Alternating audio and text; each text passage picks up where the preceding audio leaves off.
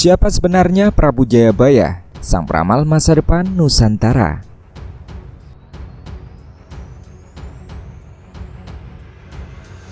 Jayabaya sejak jauh hari sudah meramalkan kedatangan bangsa asing ke Nusantara. Ia juga sudah meramalkan Indonesia, bahkan sudah juga meramalkan hadirnya Sang Ratu Adil. Tapi siapakah Jayabaya? Maharaja Jayabaya adalah Raja Kediri yang memerintah sekitar tahun 1135 sampai 1157. Nama gelar lengkapnya adalah Sri Maharaja Sang Mapanji Jayabaya Sri Warmeswara Madusudana Awataranindita Suhtrisingha Parakrama Utunggadewa. Pemerintahan Jayabaya dianggap sebagai masa kejayaan Kediri. Peninggalan sejarahnya berupa Prasasti Hantang 1135, Prasasti Talan 1136 dan Prasasti Jepun 1144, serta Kakawin Baratayuda 1157. Pada Prasasti Hantang atau biasa juga disebut Prasasti Ngantang terdapat semboyan Panjalu Jayati yang artinya Kediri menang. Prasasti ini dikeluarkan sebagai piagam pengesahan anugerah untuk penduduk desa Ngantang yang setia pada Kediri selama perang melawan Jenggala. Dari prasasti tersebut dapat diketahui kalau Jayabaya adalah raja yang berhasil mengalahkan Jenggala dan mempersatukannya kembali dengan Kediri. Kemenangan Jayabaya atas Jenggala disimbolkan sebagai kemenangan Pandawa atas Kurawa dalam Kakawin Baratayuda yang digubah oleh Empu Sedah dan Empu Panuluh tahun 1157. Nama Jayabaya tercatat dalam ingatan masyarakat sehingga namanya muncul dalam kesusastraan Jawa zaman Mataram Islam atau sesudahnya sebagai Prabu Jayabaya.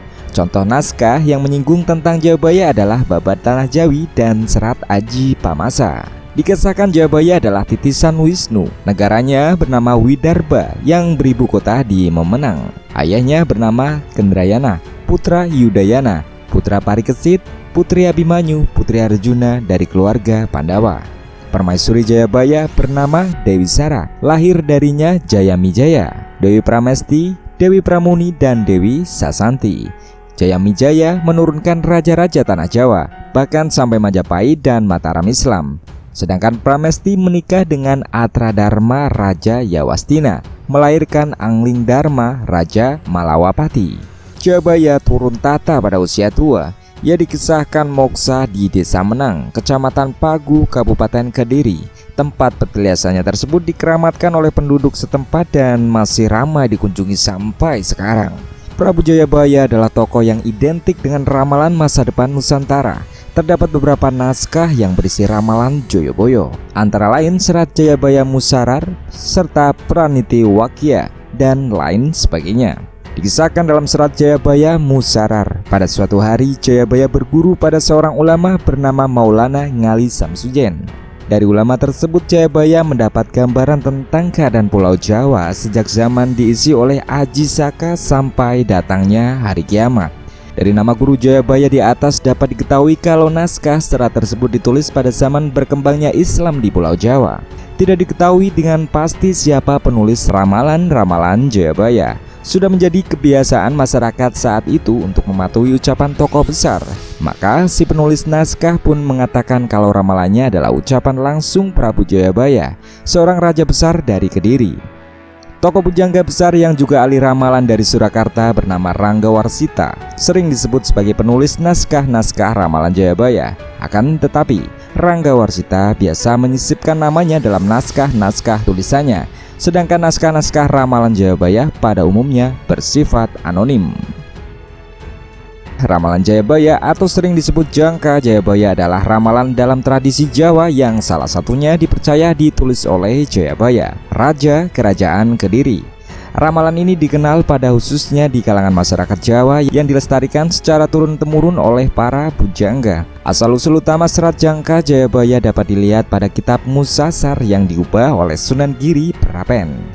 Sekalipun banyak keraguan keasliannya, tapi sangat jelas bunyi bait pertama kitab Musasar yang menuliskan bahwasanya Jayabaya lah yang membuat ramalan tersebut. Kitab Musasar dibuat tatkala Prabu Jayabaya di Kediri yang gagah perkasa, musuh takut dan takluk, tak ada yang berani. Meskipun demikian, kenyataannya dua pujangga yang hidup sezaman dengan Prabu Jayabaya, yakni Mpu Sedah dan Mpu Panulu, sama sekali tidak menyebut dalam kitab-kitab mereka, yaitu Kakawin Baratayuda, Kakawin Hariwangsa, dan Kakawin Gatot Kacasraya, bahwa Prabu Jayabaya memiliki karya tulis. Kakawin Baratayuda hanya menceritakan peperangan antara kaum Kurawa dan Pandawa yang disebut peperangan Baratayuda.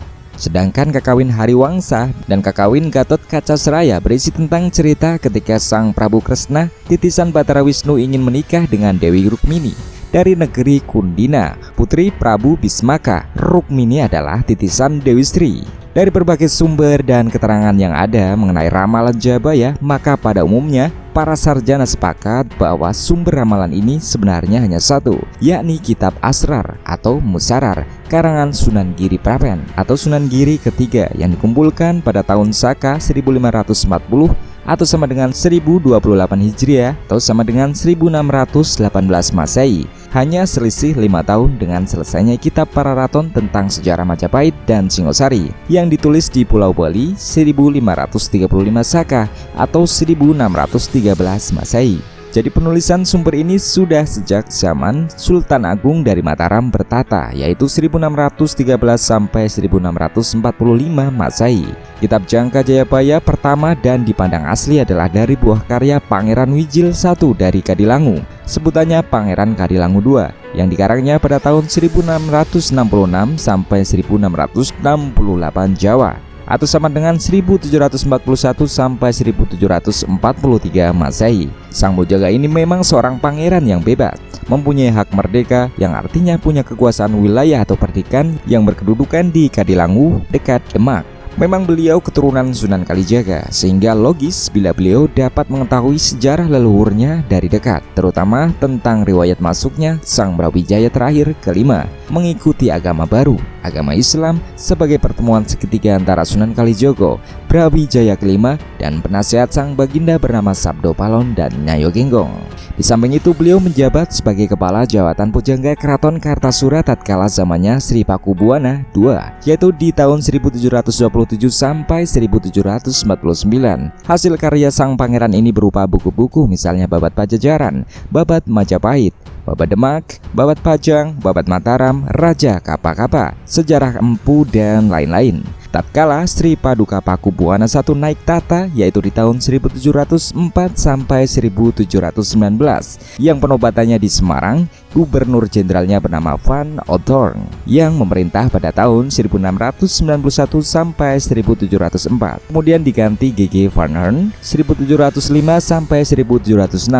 Pangerannya sang pujangga yang pada waktu masih muda. Didatangkan pula di Semarang sebagai penghulu yang memberi restu untuk kejayaan keraton pada tahun 1629 Jawa atau sama dengan 1705 Masehi yang disaksikan G.G. Van Hern.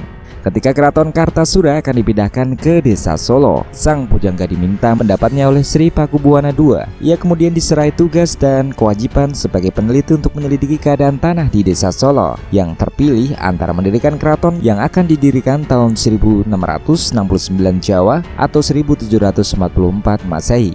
Sang pujangga wafat pada hari Senin Pon 7 Maulud tahun Bejamiah 1672 Jawa atau 1747 Masehi, yang pada zamannya Sri Pakubuwono II di Surakarta.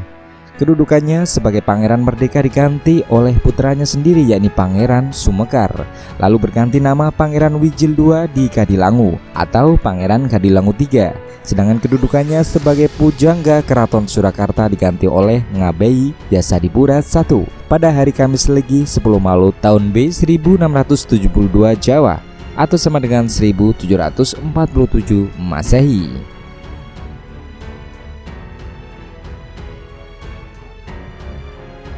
Untuk update video selanjutnya jangan lupa subscribe, bunyikan lonceng notifikasi, like, komen, dan share.